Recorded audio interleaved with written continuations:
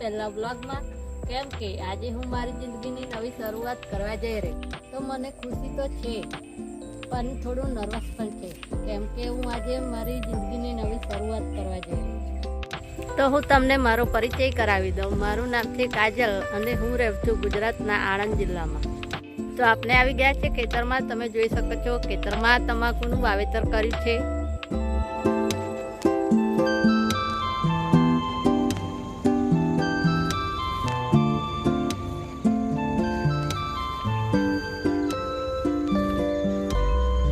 મિત્રો, તમને મારો બ્લોગ ગમ્યો હોય તો લાઈક કરો, શેર કરો અને સબસ્ક્રાઈબ કરવાનું ભૂલતા નહીં. મળીશું હવે નવા બ્લોગમાં.